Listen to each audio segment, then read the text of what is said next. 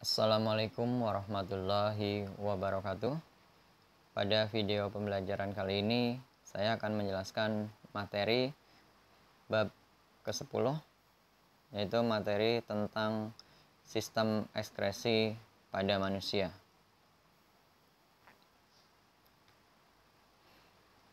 Ini peta konsep dari sistem ekskresi pada manusia. Jadi ada 4 organ utama yang terkait atau yang mendukung terjadinya proses atau sistem ekskresi pada manusia. Yang pertama adalah kulit, kemudian yang kedua paru-paru, yang ketiga hati, dan yang keempat ginjal. Pada video pembelajaran kali ini saya akan menjelaskan pada 3 organ, yaitu yang pertama kulit, yang kedua paru-paru, yang ketiga organ hati.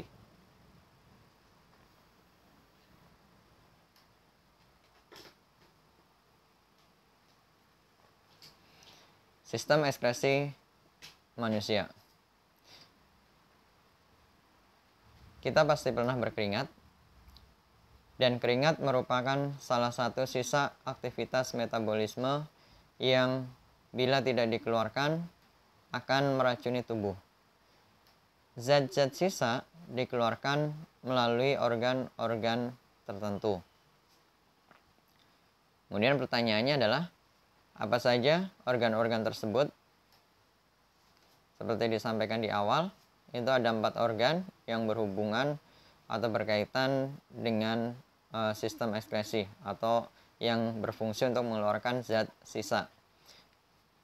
Yang pertama adalah kulit, yang kedua paru-paru, yang ketiga hati, dan yang keempat ginjal. Kemudian pertanyaan berikutnya, bagaimana cara organ-organ tersebut mengeluarkan zat-zat sisa? Ini yang akan kita pelajari. Jadi setiap organ itu mengeluarkan zat sisa tertentu dan melalui proses tertentu pula. Itu yang akan kita pelajari pada video pembelajaran kali ini.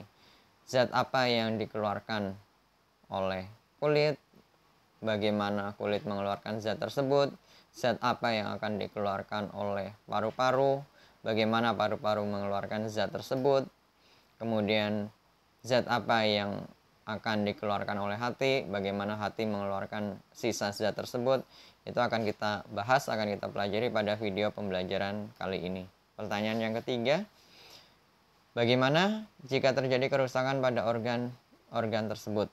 Jadi tentunya nanti jika organ-organ sistem ekskresi terganggu, maka secara keseluruhan pasti zat-zat sisa yang harusnya keluar dari tubuh ini juga akan mengalami gangguan, sehingga nanti akan bisa menimbulkan beberapa masalah atau berbagai masalah.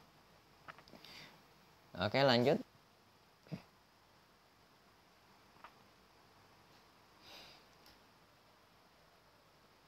Proses metabolisme menghasilkan energi dan zat berguna bagi tubuh.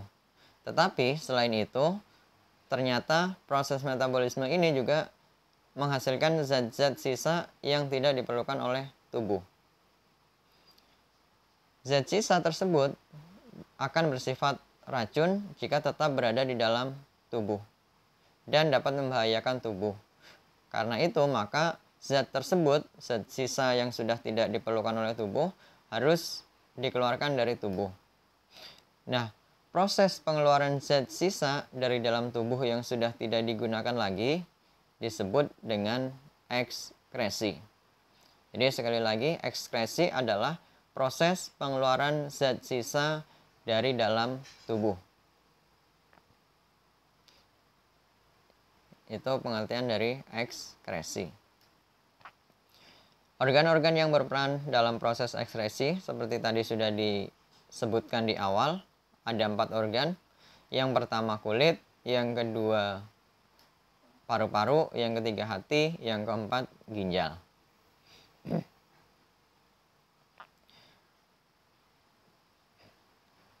Organ yang pertama yang akan kita pelajari adalah kulit. Jadi kulit adalah organ pelindung yang menutupi seluruh permukaan tubuh.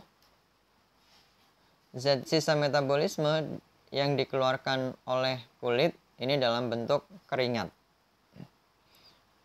Jadi kita sama-sama tahu bahwa tubuh kita itu permukaan paling luarnya ditutupi atau dilindungi oleh kulit. Nah, kulit ini di dalam sistem ekskresi ini berfungsi untuk mengeluarkan keringat. Kulit terdiri dari 3 lapis, yaitu yang pertama dan yang paling luar disebut dengan lapisan kulit ari atau lapisan epidermis. Kemudian di bawahnya ada lapisan kulit jangat atau lapisan dermis. Sedangkan yang ketiga, jaringan bawah kulit atau subkutan. Kita bahas satu persatu. Yang pertama adalah kulit ari atau epidermis. Kulit ari ini terdiri jadi 3 lapisan. Lapisan yang pertama adalah lapisan tanduk atau stratum corneum. Kemudian lapisan yang kedua lapisan granula atau stratum granulosum. Sedangkan lapisan yang ketiga stratum germanitivum. Kita bahas satu persatu. Yang pertama lapisan tanduk. Lapisan tanduk atau stratum corneum merupakan jaringan mati yang terdiri atas banyak lapis sel pipih. Jadi selnya berbentuk sel pipih. Fungsi dari lapisan tanduk atau stratum corneum ini untuk melindungi sel-sel di dalamnya dan mencegah masuknya kuman penyakit. Yang kedua, lapisan granula atau stratum granulosum. Ini terdiri dari sel-sel bergranula yang nanti sel-sel ini akan mati dan terdorong ke atas menjadi lapisan tanduk. Jadi lapisan granulosum ini nanti akan mati kemudian berubah menjadi lapisan tanduk. Fungsi lapisan granula atau stratum granulosum ini berfungsi untuk melindungi kulit dari sengatan sinar matahari. Sedangkan lapisan yang ketiga, stratum germanitivum, ini mengandung sel-sel baru yang akan terdorong ke atas menjadi lapisan atau bagian dari stratum granulosum. Jadi lapisan kulit ini akan menggantikan lapisan kulit yang berada di sebelah luarnya. Stratum germinativum akan menggantikan stratum granula akan menggantikan lapisan tanduk, begitu seterusnya. Lapisan tanduk nanti akan terlepas dari tubuh kita karena dia sel-selnya sudah mati. Berikutnya lapisan yang kedua, lapisan kulit jangat atau dermis. Kulit jangat atau dermis ini terletak di bawah lapisan kulit ari atau di bawah lapisan epidermis. Terdapat pembuluh darah, kemudian kelenjar keringat atau glandula sudorifera, kemudian terdapat kelenjar minyak atau glandula sebacea, kemudian kantong rambut dan ujung-ujung saraf indera peraba. Ujung-ujung saraf indera ini ada beberapa saraf. Yang pertama ujung saraf peraba.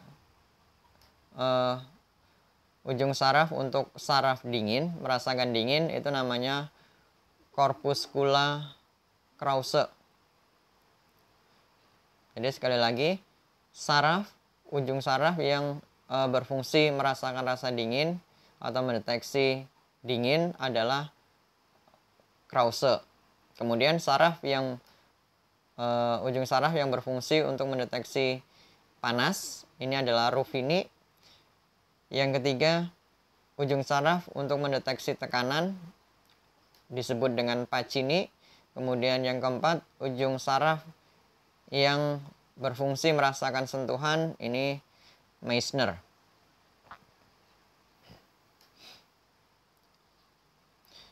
Berikutnya yang ketiga, kulit jangat atau dermis.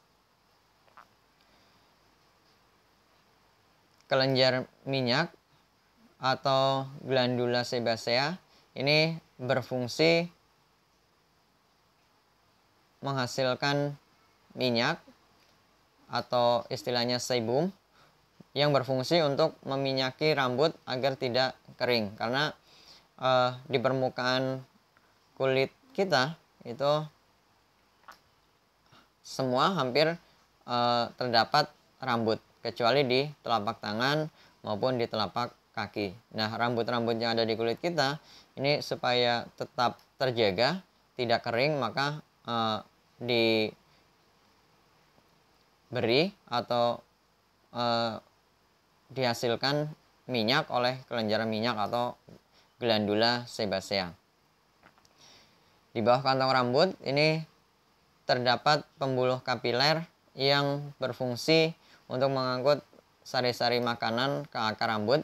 Jadi supaya rambut ini kan sel hidup, jadi membutuhkan sari-sari makanan.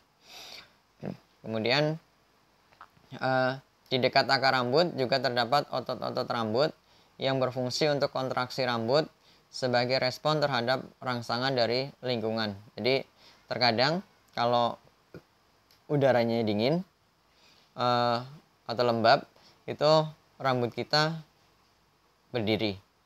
Dan sebaliknya ketika panas, biasanya rambut kita merebah atau menempel di kulit, tidak berdiri, tidak tegak. Ini masih di lapisan kulit jangat atau lapisan dermis. Yang berikutnya, kelenjar keringat. Kelenjar keringat atau glandula sudorifera ini berbentuk pipa terpilin, kemudian memanjang dari epidermis, dari lapisan kulit yang paling luar masuk ke bagian dermis. Jadi sekali lagi, ujung dari kelenjar keringat ini ada di lapisan epidermis di kulit yang bagian paling luar. Kelenjar keringat ini dikelilingi pembuluh darah dan saraf. Dari pembuluh darah tersebut, kelenjar keringat menyerap cairan jaringan meliputi air, larutan garam, dan urea. Kemudian cairan jaringan tersebut dikeluarkan sebagai keringat. Pengeluarannya dipengaruhi oleh cuaca, aktivitas, makanan, dan minuman. Jadi keringat baru akan keluar ini apabila cuacanya panas, kemudian aktivitas kita berat, tinggi, seperti kita bekerja atau kita berolahraga. Kemudian makanan, ketika kita setelah makan, terutama makanan yang panas atau makanan yang pedas, biasanya juga berkeringat, termasuk minuman. Kemudian yang berikutnya, jaringan bawah kulit atau subkutan. Pada jaringan bawah kulit ini terdapat jaringan lemak atau adiposa. Adiposa atau jaringan lemak ini berfungsi untuk menyimpan lemak sebagai cadangan makanan dan menjaga suhu tubuh agar tetap hangat, serta melindungi tubuh dari benturan atau dari tekanan. Jadi ini kurang lebih gambar struktur kulit. Jadi yang paling atas adalah lapisan epidermis. Kemudian di bawah lapisan epidermis ada lapisan dermis. Di sini ada berbagai macam jaringan. Ada mulai dari kelenjar minyak, kelenjar keringat, kemudian ada juga ujung-ujung sel saraf, ada rambut, termasuk kantong rambut, akar rambut. Kemudian di bawahnya yang ketiga adalah jaringan subkutan. Di sini ada pembuluh darah, kemudian ada jaringan lemak atau adiposa. Salah satu perbedaan mendasar antara kelenjar minyak dan kelenjar keringat, jika kalian perhatikan, kelenjar minyak ini gambarnya selalu berada di dekat sel rambut. Sedangkan kelenjar keringat dia terpisah dari sel rambut, kemudian dia memiliki saluran lurus sampai ke atas, sampai ke permukaan, sampai ke lapisan epidermis. Jadi itu untuk membedakan kelenjar minyak dan kelenjar keringat. Kemudian kita masuk ke organ ekskresi yang kedua, yaitu paru-paru. Paru-paru selain berfungsi sebagai sistem pernafasan, paru-paru juga berfungsi sebagai sistem ekskresi, sebagai organ dari sistem ekskresi. Ini zat yang dikeluarkan oleh paru-paru berupa karbon dioksida atau CO2 dan uap air atau H2O yang dihasilkan dari proses pernafasan. Jadi sekali lagi, paru-paru selain sebagai organ penyusun sistem pernafasan juga berfungsi sebagai organ ekskresi. Jadi sebagai organ ekskresi, ini paru-paru berfungsi untuk mengeluarkan karbon dioksida dan uap air yang sudah tidak digunakan lagi oleh tubuh. Ini adalah gambar paru-paru. Gambar yang sebelah kiri adalah gambar paru-paru yang digambarkan dari luar, morfologi. Kemudian yang sebelah kanan ini gambar dari paru-paru bagian dalam. Kemudian yang berikutnya, organ ekskresi yang ketiga adalah hati. Hati merupakan kelenjar yang ukurannya paling besar dalam tubuh. Kemudian letaknya ada di dalam rongga perut sebelah kanan di bawah diafragma. Pada orang dewasa normal, ini berat hati itu kurang lebih mencapai 2 kg. Dan organ hati ini organ yang berwarna merah. Hati ini menghasilkan empedu yang memiliki ciri-ciri yang pertama, cairannya kehijauan, kemudian rasanya pahit, pH-nya netral, mengandung kolesterol, dan yang terakhir mengandung garam empedu. Empedu yang dihasilkan oleh hati ini akan ditampung di dalam kantong empedu. Dan fungsi dari empedu ini berfungsi untuk mengemulsikan lemak pada proses pencernaan. Zat warna empedu ini ada dua macam, ada bilirubin dan biliverdin. Kemudian zat warna tersebut ini akan diubah menjadi urobilin oleh bakteri usus dan akan memberi warna pada feses dan urin. Ini adalah gambar hati. Jadi sekali lagi letaknya di rongga perut. Organ hati ini adalah organ yang ukurannya paling besar dibandingkan organ-organ lain di dalam tubuh. Ini organ hati yang ditunjuk.